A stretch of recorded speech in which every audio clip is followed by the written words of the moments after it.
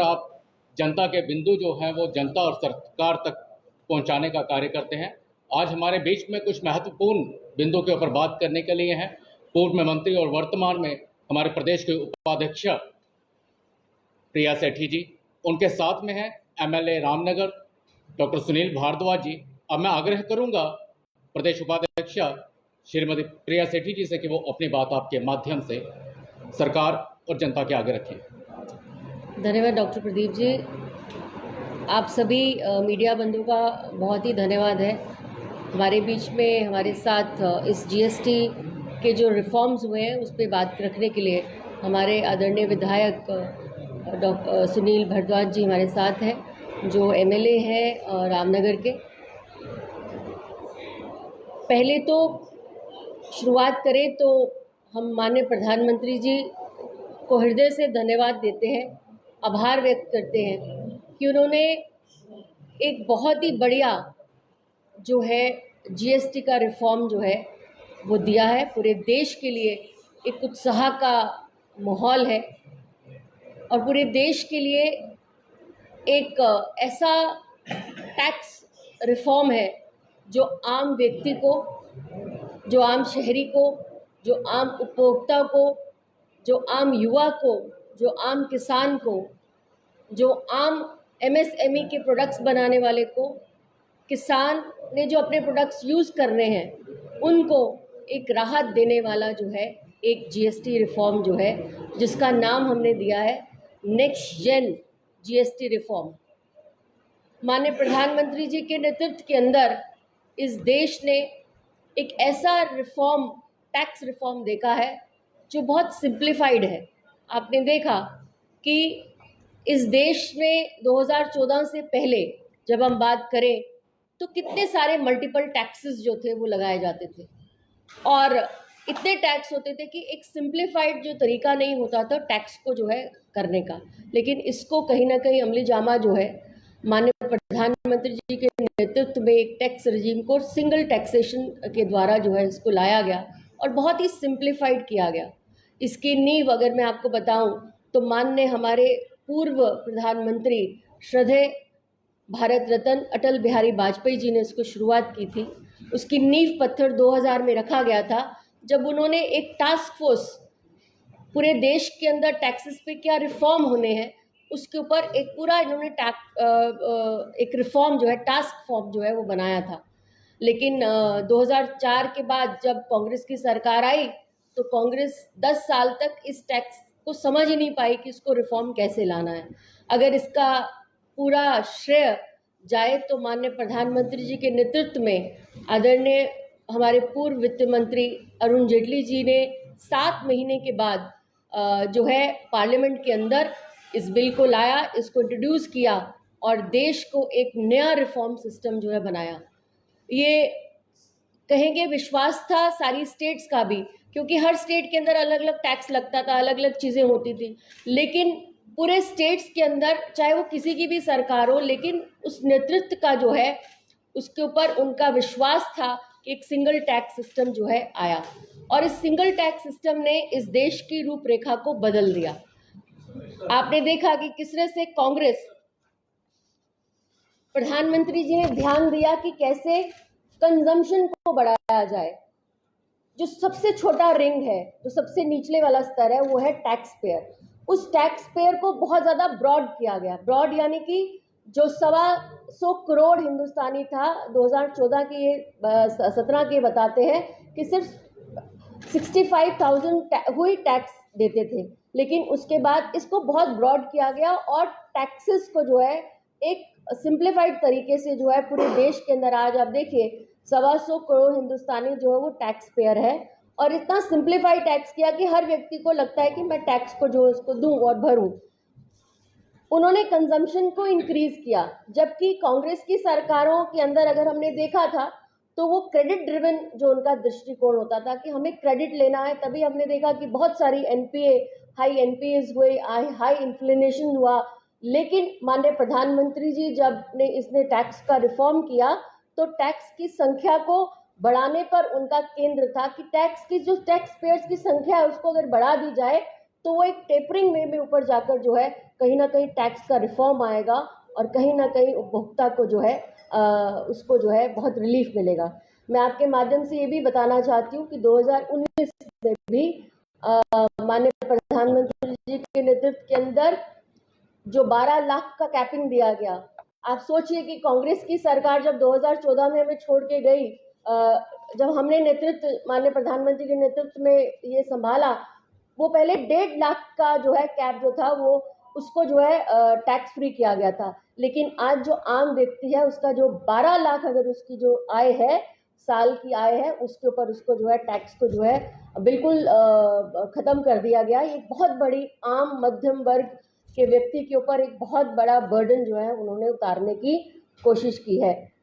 यही नहीं, हमने देखा है कि किस तरह से अभी का जो टैक्स रिजीम आया है वो एक नए आधुनिक युग की शुरुआत है। उसके अंदर हमने देखा कि माननीय प्रधानमंत्री जी की जो एसेंशियल कमोडिटीज है, जो बहुत यूज आममर्रा की जो चीजें हैं, उसको किस तरह से उसकी कैपिंग जो है कम कर दी गई, उसके टैक्सेशन कम कर दिया। बहुत सारे ऐसे प्रोडक्ट्स थे जो 12 वाले ब्रैकेट में आते थे। कम से कम 99 ऐसे प्रोडक्ट्स थे, सामान थे, 99% ऐसे सामान थे जिनको, और खासकर जो 28 वाला जो ब्रैकेट है उसके अंदर 90% ऐसे जो सामान थे उसकी जीएसटी को कहीं ना कहीं घटा दिया गया, कहीं ना कहीं उसकी कटौती की गई। यही नहीं, आने वाले समय के अंदर आप देखेंगे कि 22 जो सितंबर है, जो पहला नवरात्रा है, और एक महीना पड़ा है त्योहारों को मनाने के लिए, दिवाली का गिफ्ट आम व्यक्ति की पॉकेट में अगर किसी ने दिया है तो माननीय प्रधानमंत्री श्री नरेंद्र भाई मोदी जी ने दिया है।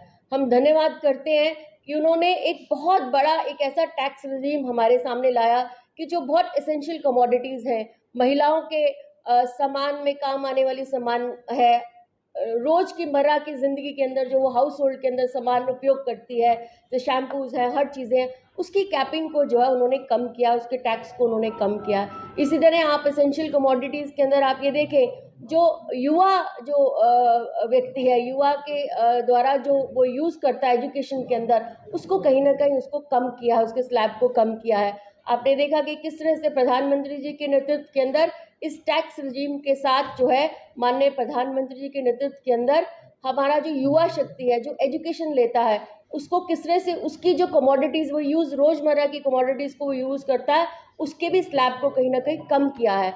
आपने देखा कि हेल्थ सेक्टर के अंदर जो इंश्योरेंस है उसको कहीं ना कहीं कम करने की कोशिश की गई है, और मुझे लगता है कि आम राहत, आम व्यक्ति को जो राहत है वो इस टैक्स रिफॉर्म से, इस टैक्स रिजीम से जो है हमें मिली है।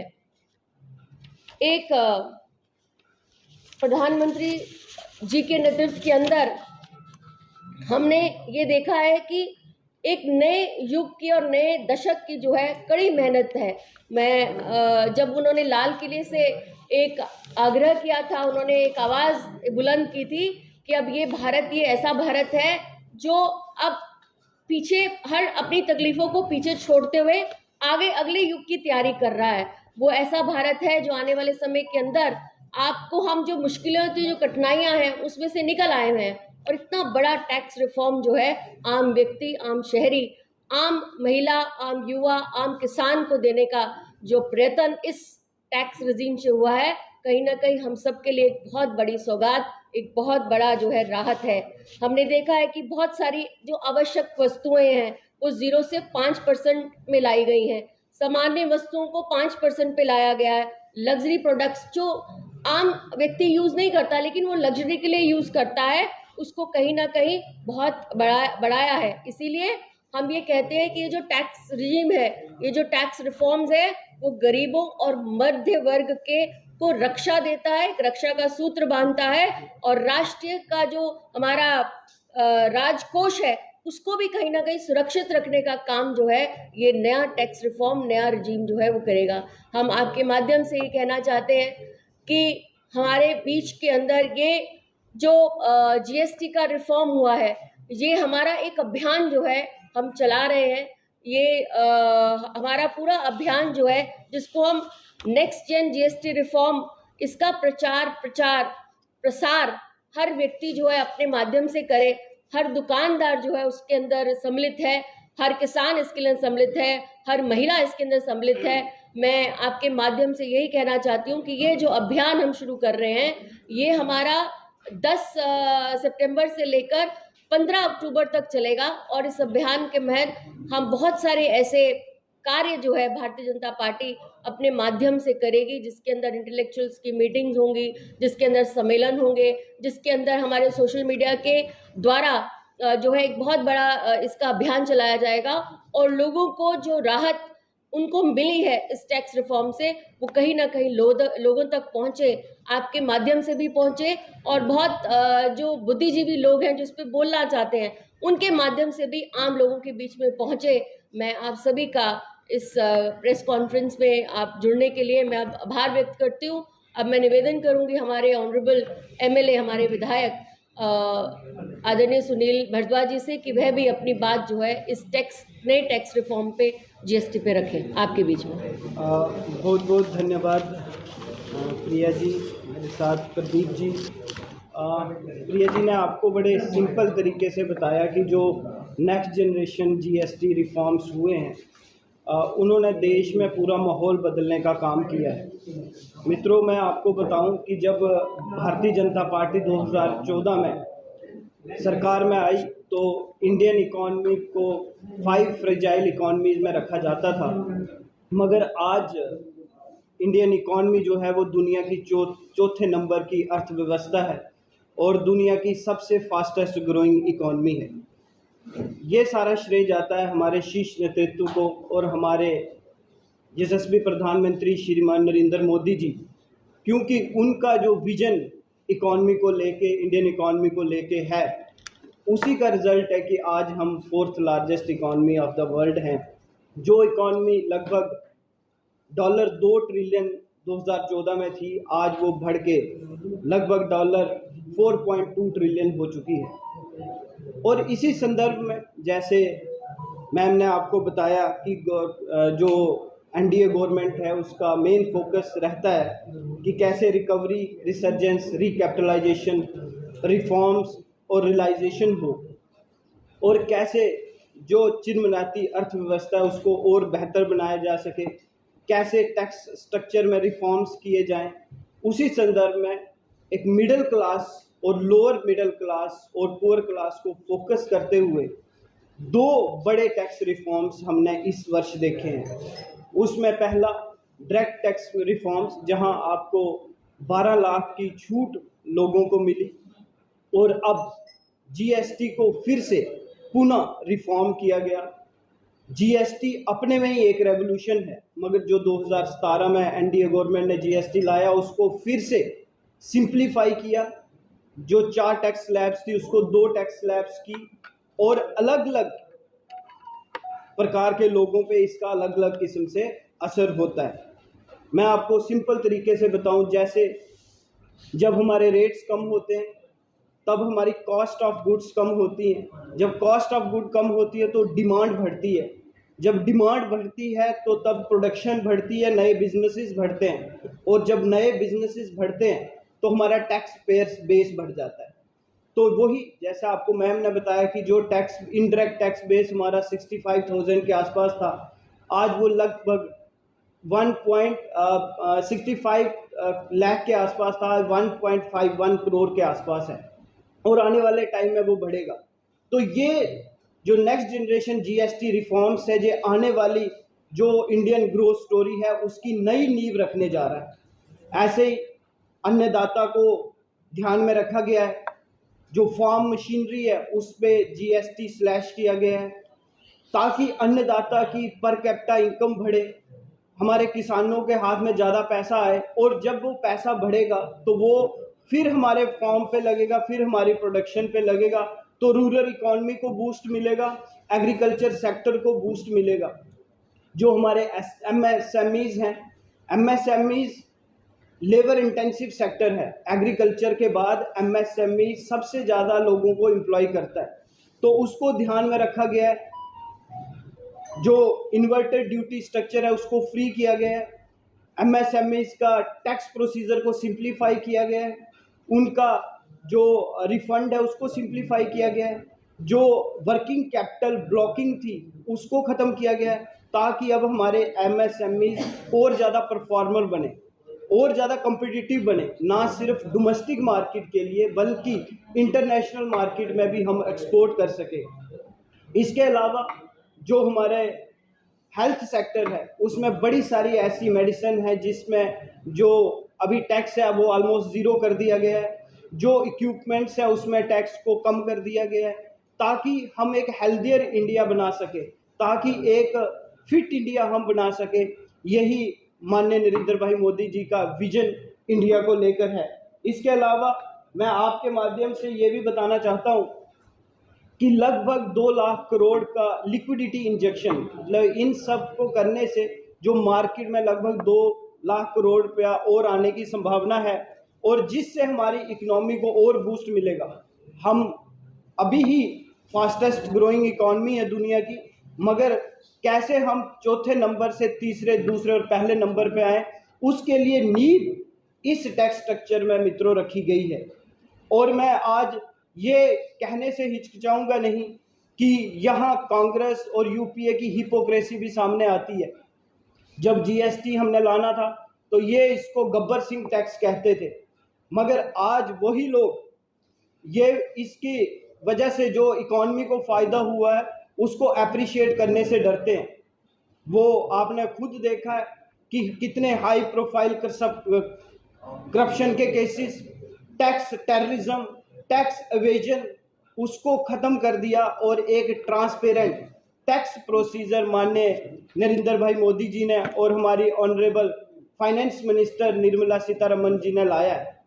और आपके माध्यम से मैं इनको बताना चाहता हूं कि जब ये भी कह सकते हैं कि जीएसटी हमने भी कंसेप्चुलाइज किया था, मगर मैं आपको बताऊं इन्होंने एक सिंगल रेट कंसेप्चुलाइज किया था 18%।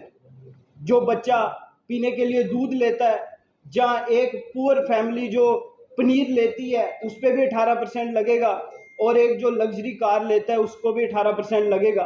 तो सही बताया प्रिया जी ने कि 10 साल में इनको समझ ही नहीं आया कि इंडिया को कैसा जीएसटी चाहिए, मगर आज की डेट में 2 टैक्स स्लैब देके माननीय नरेंद्र भाई मोदी जी ने ये सपना सच किया है और एक वर्ल्ड लेवल पे इंडिया को खड़ा करके रख दिया है, एक कॉम्पिटिटिव मार्केट इंडिया की बना के रख दी है। एक ऐसे टाइम में जब tariff war between India and Pakistan चल रही है, उस वक्त एक कॉम्पिटिटिव मार्केट कैसे बने, कॉम्पिटिटिव इंडिया कैसे बने, कॉम्पिटिटिव एक्सपोर्टर्स कैसे बने, हमारी इंडस्ट्री कैसे कॉम्पिटिटिव हो, और हमारी मिडिल क्लास और लोअर मिडिल क्लास के हाथ में कैसे ज़्यादा पैसा आए ताकि उनकी जो स्टैंडर्ड ऑफ लिविंग है वो इम्प्रूव हो सके। ये एक रेवोल्यूशन जो है 56 जीएसटी काउंसिल जिसको चेयर किया निर्मला सीतारमन जी ने, उसके माध्यम से आया है। मैं सारे देशवासियों को, आप मीडिया बंधुओं के द्वारा एक सबको धन्यवाद करना चाहूँगा और सबको ढेर सारी शुभकामनाएं देना चाहूँगा। बहुत बहुत धन्यवाद। मेरा सवाल है, पहले तो कानून हुई है 5वीं में, तो हम इसका वेलकम करते हैं, पर उसके साथ ही पर कैपिटा इनकम जो है एक आदमी की होनी चाहिए। 85 करोड़ लोग तो अनाज लेने के लिए लाइन में खड़े हैं, तो आप कैसे कह सकते हैं? ठीक है।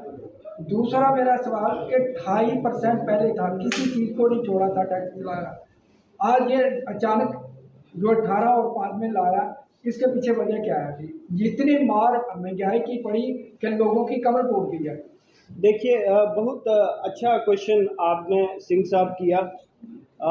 पहला क्वेश्चन आपने जो पर कैपिटा इनकम को लेके किया, तो पर कैपिटा इनकम जो होती है वो जीडीपी डिवाइडेड बाय पॉपुलेशन होती है। जब हमारी इकॉनमी डबल हो गई तो लगभग हमारी पर कैपिटा इनकम बढ़ी है, कम नहीं हुई। और दूसरी चीज़ ये है कि आपने देखा होगा लगभग 25 करोड़ लोग पिछले 10 सालों में गरीबी रेखा से ऊपर उठे। 85 करोड़ लोग लाइन में लगे हैं राशन लेने के लिए, वो क्या है? उनको रोजगार दीजिए, लाइन में ना लगे। रोजगार बड़ा है, रोजगार बड़ा है ना। अच्छा, रोजगार की जहाँ बात है, रोजगार की नींव इस टैक्स रिफॉर्म में रखी गई है। जैसे मैंने आपको पहले बोला, जब आपके हाथ में इनकम होगी, आपकी डिमांड आप बढ़ेगी, आप चीज़ें परचेज करेंगे, तो और ज़्यादा प्रोडक्शन जब करनी पड़ेगी, हमें और फैक्ट्रीज लगानी पड़ेगी। मैन्युफैक्चरिंग सेक्टर जो है बिल्कुल डेड है। आप इंपोर्ट के ऊपर ज़्यादा निर्भर हैं, चाइना से इंपोर्ट करते हैं, अमेरिका से करते हैं, दूसरे देशों। हमारी मैन्युफैक्चरिंग सेक्टर जो है बूस्ट करेगा तो लोगों को रोजगार मिलेगा। मैं सिंह साहब आपको ध्यान में लाऊं कि इंडिया इंपोर्ट सब्स्टिट्यूशन इंडस्ट्री पे काम करता है। टॉयज हम लगभग 90% इंपोर्ट करते थे, आज 70% हम इंपोर्ट नहीं करते, बल्कि हम एक्सपोर्ट कर रहे हैं। और एक उदाहरण देना चाहूँगा, सेमीकंडक्टर इंडस्ट्री।